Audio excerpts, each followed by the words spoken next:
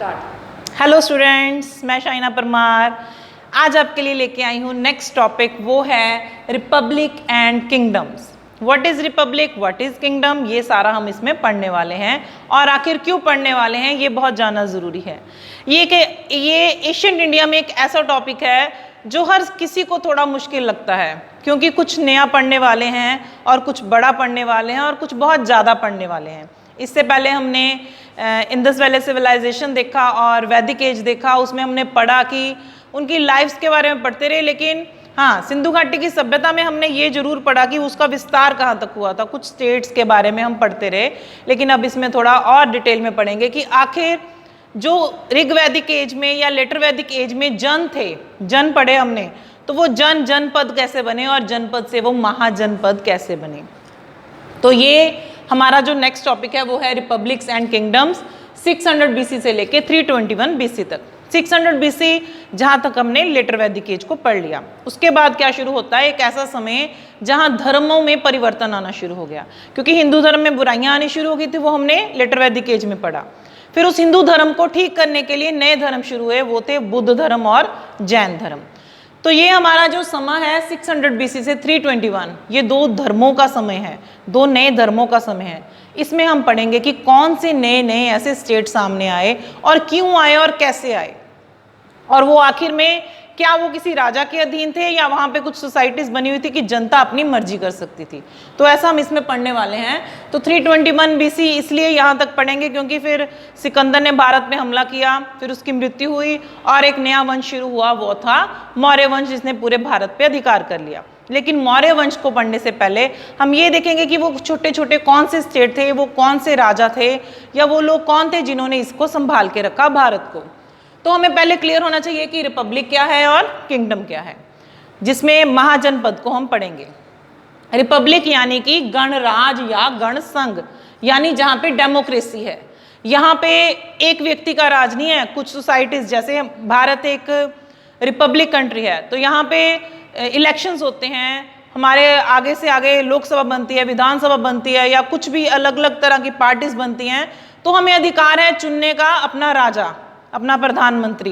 तो ऐसे ही ये लोगों का अधिकार था, जहाँ पे डेमोक्रेसी थी, वो रिपब्लिक थे, तो वो अपना राजा चुन सकते थे और उसे गद्दी से उतार भी सकते थे। दूसरे हैं किंगडम, यानी राजतंत्र। राजतंत्र से ही पता चलता है कि राजा, मोनार्क जिसे कहते हैं, सम्राट। तो किंगडम में क्या था, मोनार्की सिस्टम, यानी एक व्यक्ति की चलती है जो राजा है, तो वो अपनी मर्जी से कानून बनाता है, कानून हटा देता है। तो ये सारा मोनार्की सिस्टम है।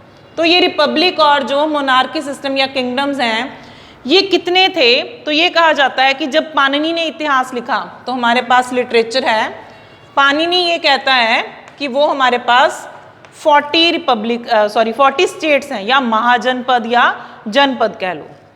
लेकिन एक्चुअल में, क्योंकि हम ये सारा समा किसका मानते हैं, बुद्ध धर्म और जैन धर्म का, तो बुद्ध धर्म एंड जैन धर्म के जो लिटरेचर है हमारे पास, उन्होंने कितने महाजनपद की बात की है, 16 महाजनपद की।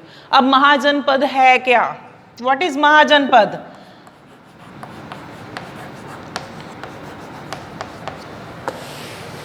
देखें ये महाजनपद क्या है। पहले हमने किसके बारे में पढ़ा है, जन।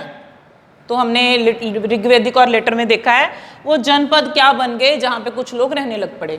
तो वो जनपद जब उन लोगों ने आसपास के इलाकों में भी अपने राज्यों को फैला लिया, तो वो क्या बन गए, महाजनपद। तो कितने महाजनपद के बारे में पढ़ने वाले हैं हम, 16 महाजनपद। तो ये महाजनपद कैसे बन गए, क्योंकि किसकी खोज होगी, लोहे की खोज होगी। लोहे की खोज की वजह से क्या हुआ, हथियार बनने शुरू हो गए और औजार बनने शुरू हो गए, और वो इतने अच्छे बनने शुरू हो गए कि उसका रिजल्ट ये निकला उनके पास कि उन्होंने जंगल साफ कर लिए। जंगल साफ कर लिए तो उनके पास खेत हो गए, रहने के लिए जगह हो गई, और अगर कोई उन पे हमला करता है तो उनके पास हथियार है, वो लड़ सकते हैं, और उनके पास औजार है, उनकी खेती बाड़ी खूब अच्छी हो रही है। और हमारे पास जो ये 16 महाजनपद है, इनका एरिया भी ऐसा है उपजाऊ, जहाँ पे खूब फसलें हो सकती हैं। तो इन्होंने ये फैसला लिया कि इस जगह को हम छोड़ेंगे नहीं, यहीं पे रहेंगे, और कोशिश करते रहता है, हर व्यक्ति कोशिश करता है, एक घर बनाता है, फिर सोचता थोड़े और पैसे कमाऊं, थोड़ा सा और एक घर ले लूं, कुछ बड़ा कर लूं। तो इन लोगों ने भी कोशिश की कि अपने छोटे छोटे इलाकों को बड़ा करते गए, और क्या बन गए, वो महाजनपद बन गए। तो ये महाजनपद कौन से थे, कहाँ तक फैले हुए थे, एरिया क्या था, तो वो सारा कुछ हम कैसे पढ़ेंगे, पहले उसे मैप में देखेंगे, हमें आइडिया हो जाएगा कि वो कहाँ कहाँ पे थे, उसके बाद ही हम पढ़ पाएंगे कि उसे किस राजा ने संभाल के रखा था, वो रिपब्लिक था, वो किंगडम था, मोनार्की सिस्टम था या कि डेमोक्रेसी थी। तो डेमोक्रेसी और मोनार्की सिस्टम तो आई थिंक अब आपको क्लियर है कि कहाँ पे क्या होना है, जहाँ पे राजे की मर्जी चलनी है वो किंगडम है, और जहाँ पे जनता की मर्जी चलनी है वो रिपब्लिक है। ये हमारे पास इंडिया का मैप है, ये एशियंट इंडिया का मैप है, इसमें अफगानिस्तान का एरिया भी आ रहा है हमारे पास।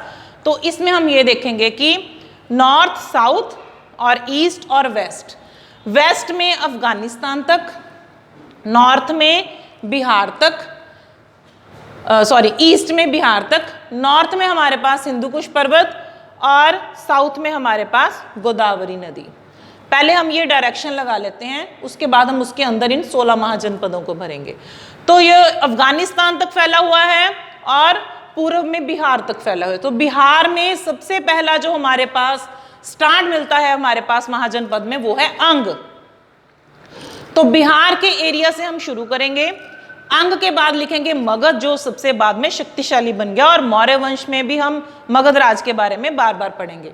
इवन हम इस चैप्टर में भी मगध के लिए स्पेशल पढ़ेंगे। मगध के बाद है वैशाली, वैशाली के बाद वज्जी, वज्जी के बाद मल। तो इनके बीच में दो मैंने इलाके इसलिए लिखे हैं ये बताने के लिए, तभी एस्टैब्लिश थे लुम्बिनी एंड कुशीनगर, महात्मा बुद्ध से रिलेटेड हैं, जहां उनका जन्म हुआ लुम्बिनी में, जहां उनकी मृत्यु हुई कुशीनगर में। तो ये सारे इलाके तब से ही हैं, लेकिन ये छोटे इलाके हैं। तो ये किनके अधीन आते हैं, बड़े बड़े महाजनपद के अधीन। तो इनको हम इस तरह से याद कर सकते हैं, जैसे 5 इधर हो गए हमारे 16 महाजनपद, अंग हो गया, और उसके बाद हो गया वैशाली हो गया, वैशाली के वी और वज्जी 2 हो गए, और मल और मगध 2 हो गए। तो हम इस तरह से इनको याद कर सकते हैं। AVM भी लिख सकते हैं, AVM लिख के स्क्वायर करके हम इनको याद कर सकते हैं कि ये 5 तो बिहार वाली साइड पे ही हो गए, हमारे ईस्ट साइड पे हो गए। तो ये 5 इलाके हैं हमारे महाजनपद हैं। हो सकता है इनमें से कुछ पहले छोटे छोटे इलाके हों जिन्होंने बाद में अपने आप को एस्टेब्लिश कर लिया। उसके बाद है वत्स, चेदी, कौशल, कुरु एंड पंचाल, उनकी राजधानी हस्तिनापुर, और ये काशी और कौशंबी जो हमारे कौशल के साथ आते हैं, ठीक है। ये हमारे महाजनपद नहीं है, जिनको मैंने अंडरलाइन कर रखा है। वत्स है, चेदी है, कौशल है, पंचाल, कुरु, सुरसेन और मत्स्य, ये हमारे महाजनपद हैं। अवंती है, और उसके बाद है अश्मक, गोदावरी के नीचे अश्मक और गोदावरी के ऊपर अवंती। और बाहर आ जाए अफगानिस्तान की तरफ, गंधार हमारा बड़ा ही इंपॉर्टेंट राज रहा है महाजनपद में, और कंबोज। तक्षशिला मैंने आपको निशानी के तौर पे दिया क्योंकि आप मैप में इंपॉर्टेंट हिस्टोरिकल प्लेसेस में पढ़ते हैं तो पता होगा कि तक्षशिला के बाहर भी हमने अभी पढ़ना है महाजनपद के बारे में। तो ये हो गए हमारे पास अंग 1, मगध 2, वैशाली 3, वज्जी 4, मल 5, वत्स 6, चेदी 7, अश्मक 8, अवंती 9, कौशल 10, पंचाल 11, कुरु 12, मत्स्य 13, सुरसेन 14, कंबोज 15 एंड गंधार 16। तो इस हिसाब से 5 इधर कर लीजिए, 5-10 सेंटर में कर लीजिए और 2-3 इधर करके इनको आसानी से याद करें कि वो कौन से 16 महाजनपद हैं जिनके बारे में हम पढ़ने वाले हैं। और जिन इनमें से कुछ रिपब्लिक होंगे, कुछ किंगडम्स मोनार्की सिस्टम के अधीन होंगे।